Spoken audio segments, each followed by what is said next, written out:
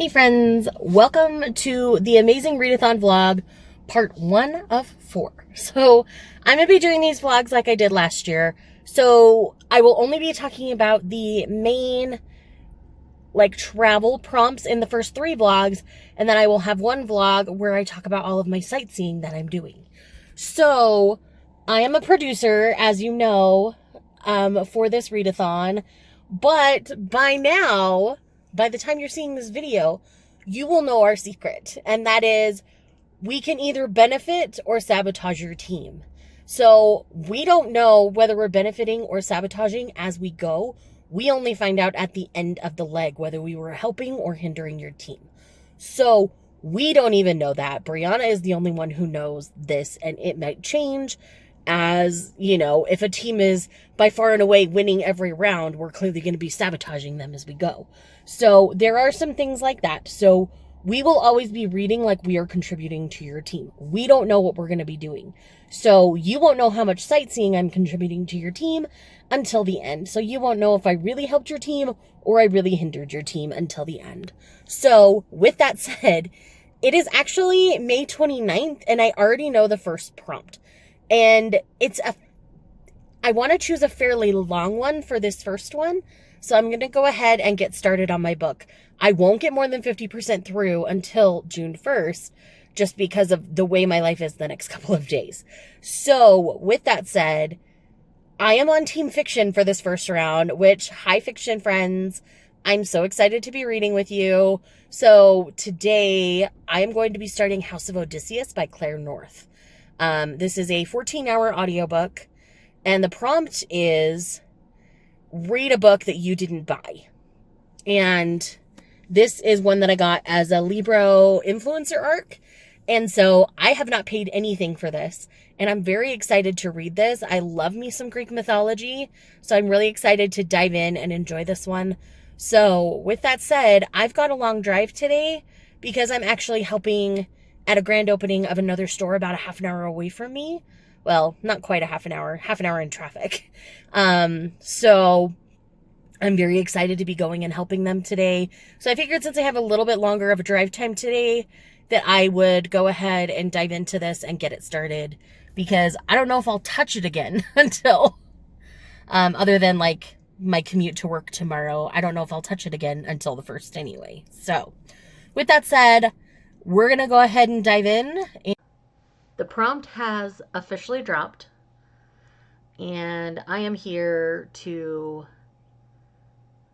have you guys watch it with me. Like I say, I do already know the prompt, but I'm very excited about this, and I want to be very clear. I am currently at 43% in my choice, and it's currently like 3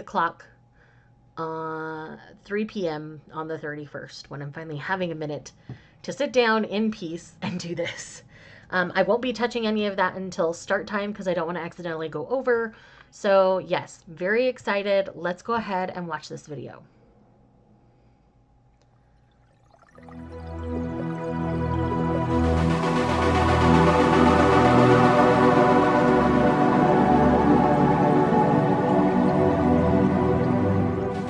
Our first stop on the Amazing Readathon is Toronto, home to several professional sports teams, a diverse food scene, and the world's largest library. The Toronto Public Library, or the TPL, is a cornerstone of Toronto, renowned for its extensive collection and inclusive services. The Toronto Public Library offers an incredible service to the people of the city, and it's something that its citizens take advantage of. There are over 10 million items in its collection, and the Toronto Public Library has a higher circulation per capita than any other public library system in the world. With a history dating back to 1883, the Toronto Public Library boasts 100 branches across diverse neighborhoods, offering a vast array of books, digital media, and specialized resources. From classic literature to modern bestsellers, the library's holdings cater all interests and demographics, while its commitment to accessibility is evident in its diverse programming and services, including literacy programs, job search assistance, and cultural events. Toronto is truly a city that loves its books. In order to get to Toronto, you are going to need to read a book that you did not purchase. Utilize your library, a book that was gifted to you, NetGalley or ARCS, etc. Anything that you pay a subscription for would not count for this prompt. so something like KU, Everand, Audible, etc., those books will not count for this prompt.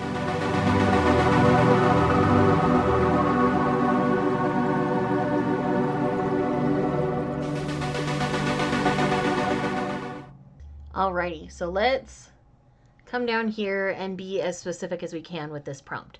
So it's read a book you didn't purchase. This means that the edition you are reading can't be the one you purchased. I.e., if you have bought the book physically, but you borrowed the audiobook from Libby, if you listen to the audiobook, that would count. So what counts? Gifts, ARCs, library, Libby, Hoopla, Little Free Library, Stuff Your Kindle Day books, Libra.fm ALC ARCs, which is what I'm doing, any book you personally did not spend money on. What doesn't count are things like Everand or Scribd, Kindle Unlimited, Audible, Libra.fm credits, physical or ebooks you bought, anything you paid money or have a subscription to. So she's made it as clear as possible here. We've still had a few questions about some other things, but yeah, so that is the prompt. Let's go ahead. I probably won't do too much reading till tomorrow morning before work.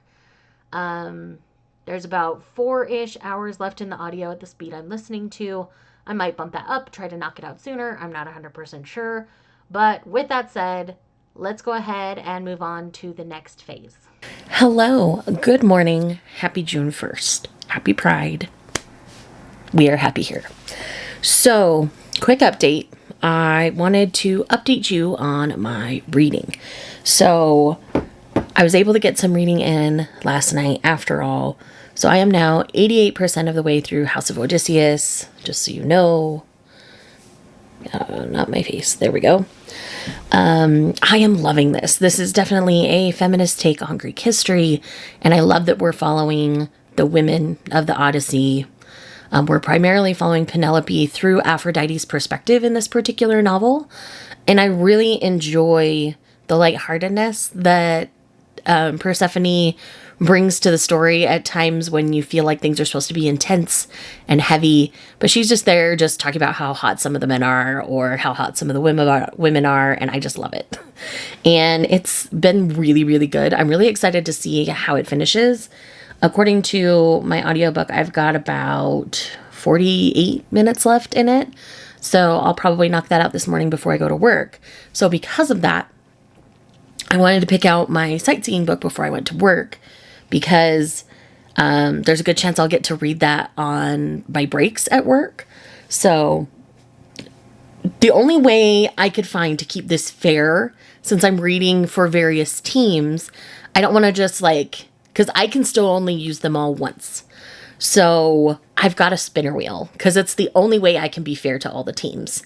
So the options are each set of points, so 100, 200, 300, 400, 500, and then I have a team chooses. So that if for some reason, I'm at a point where it chooses that, then the team that I'm on will get to select the point range in which I'm picking my sightseeing book. So let's go ahead and see what the spinner wheel says. With that said, let's go ahead and I will come back once I finish House of Odysseus.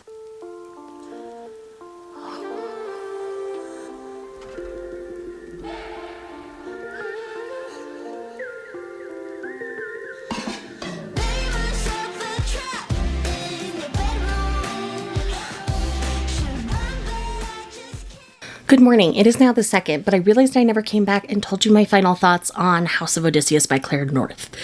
So, I thought this was absolutely fantastic.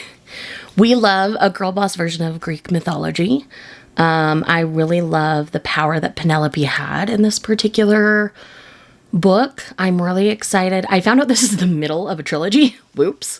So I now need to go back and read Ithaca, and then I need to read the last one, which is out or out soon.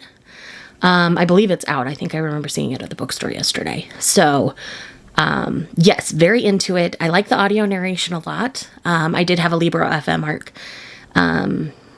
So that's how I got it to count for this prompt. But yes, I thoroughly enjoyed this. Like, if you like Greek mythology and you like girl bosses, like, you should be reading this trilogy. This is all from the perspectives of the women of the House of Odysseus. We start off with Ithaca, the first one, and in book 2, we were alluding to things that happened in Ithaca, but I know enough about Greek mythology I could keep up. So I'm still excited to like go back and read it because now I know I love Claire North's writing. So this is a solid like 4-star read for me. It was good. It didn't necessarily like blow me out of the water though. But it was like better than average, obviously. I really enjoyed myself. So I would highly recommend reading this. It just didn't have that 5-star wow factor for me, if that makes sense. Maybe if I'd had the context of the first book, it would have. And again, it's a middle book. So there's a good chance that the last book in the series, I believe it's the last song or the last call of Penelope, that one might do it for me. So we will see what happens as I venture down that rabbit hole eventually. But yes, so I'm very excited. Leg 1 went very well. Here is my card for my actual prompt read. And now I'm going to sightsee, and I will see you guys in this vlog in leg 2.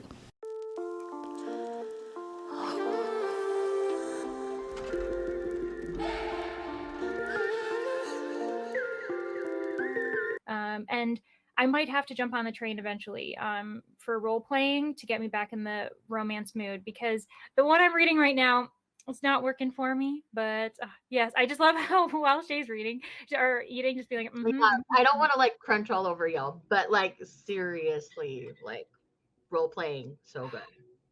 so good. But I've also heard that a lot of people don't love Powerless. Like you either love it or you don't. When it comes to the Elsie Silver one, most people really love the Lauren Roberts one.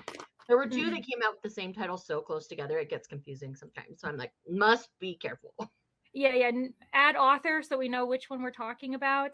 Yeah, and I'm doing the Chestnut Springs along, and so I am reading each book, and I just feel badly because I also don't. Just the series isn't for me. I've kind of been in the minority, and I DNF'd the first book. It's public on my channel. Okay, that makes me feel better because I know everyone loves. Dude, he compares himself to freaking Ted Bundy while he's looking at her. I can't. No. Yeah, and you cannot with a hero who's going to compare himself to Ted Bundy unless it is stated he is a serial killer like hero before I go in. But he's just supposed to be a cowboy, so I'm like, no, hard pass. No, and even Margaret is so confused. Not confused. I'm concerned. Yeah, right? And it's like, you know what? Good to know. First Chestnut Springs book, hated it. Okay, but the rest were okay. Yeah, I honestly, after reading Heartless, I think I'm gonna drop my rating of right because the patterns are, you run far away from a man who's gonna compare himself to Ted Bundy unless you know he's a serial killer. Sorry. Yeah, it's just like a real life man comparing himself to Ted Bundy, run fast. Yeah, so fast. Keep your keys out so you can gouge their eyeballs out. Like, keep yourself safe. So we should be good there. Danny, you gotta let me know. What do you think of the Z word? Because a lot of people are planning on reading it this month, and none of us know what it's like about, how it's going. But it looks so good, and I think it like follows a pride parade, but with zombies, and I'm into it. So yes, we got it. Sorry, did you just say zombie pride parade? Yes, look. This book. Oh my gosh. It says the first pride was a riot. The last pride is a bloodbath. Like it's. I need someone to go back and like gif Shay's face when she heard that. I have been really bad about vlogging. So as you saw from another clip, we're in the next leg. I was on some sprints and shenanigans were afoot.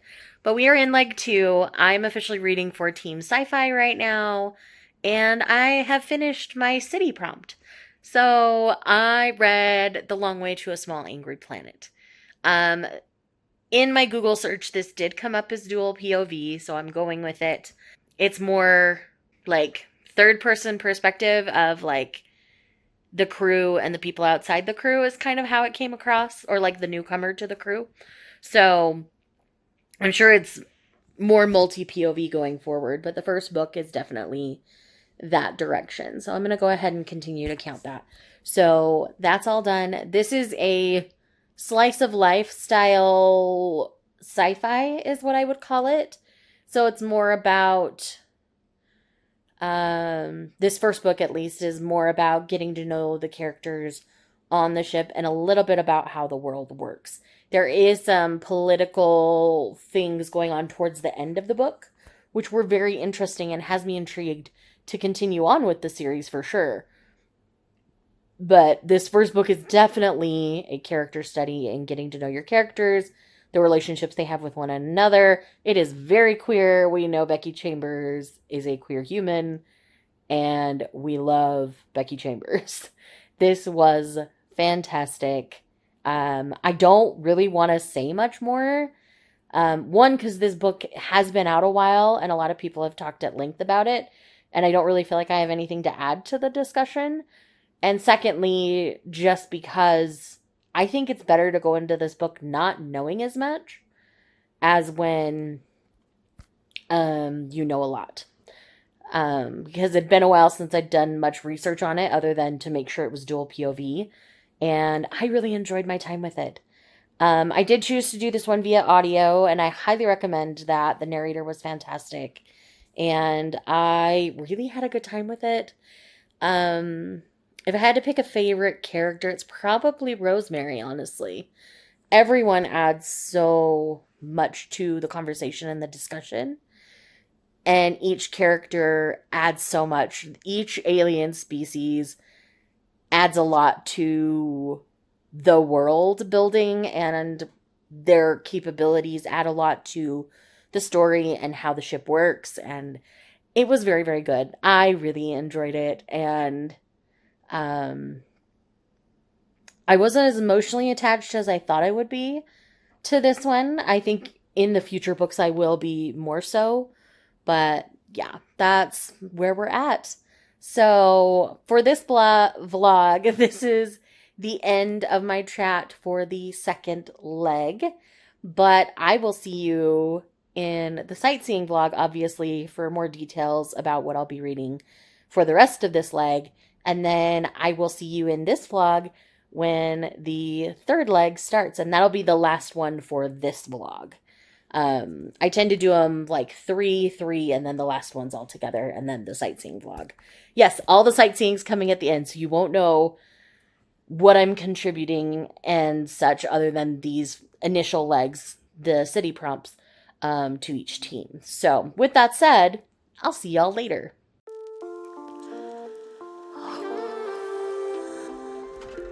Hello, it is a new day. We are officially on June 8th, and I have now finished He Who Fights with Monsters. Now, this is a really, really fun RPG-style isekai story, if you're familiar with the term. This is when you're transported into another world, and you're just kind of dropped in. You usually end up being the hero, and that's just kind of the premise of an isekai, typically. But it's called a lit RPG story, and this is so much fun. It definitely breaks the fourth wall fairly often, and there are just some little things, like there's this evil villain named Daryl, and the guy is like, Daryl? Your name is Daryl? What kind of a, like, villain name is that? And, like, the woman's name is, like, because it's, like, a man and a woman who are cannibals, also. He's like, see, her name matches. Yours does not. Your name is Daryl. And then there's a lion man named Gary, who I absolutely adore. Gary is awesome. And he basically just ends up kind of getting swept up with some adventures, and they go on a journey, and it's fantastic. I don't want to spoil anything, so I am just going to leave it there for my description of this book, but I'm definitely going to continue on with the series. It's a lot of fun. Had a great time. If you like a long audio, this is perfection for that. Heath Miller is the narrator. Fantastic narrator. And I really, really enjoyed it. So thank you so much again for checking out this first Amazing Readathon vlog. There will be a total of 3 more that you'll get. All the sightseeing will be in one vlog, and then there will be 2 more for the legs of and the city prompts of this race. So with that said, I do have a little clue for you, because this is something hosts and producers do at the end of their videos. So mine, I'm going to read it directly from Brianna, as we've been discussing how to word this particular hint. Something is coming, and having friends on another team could really help you not get stuck somewhere going in circles. So with that said, thank you so much for watching this video. If you are here just because you love me, leave me a plain emoji, and I will see you guys in the next one. Bye.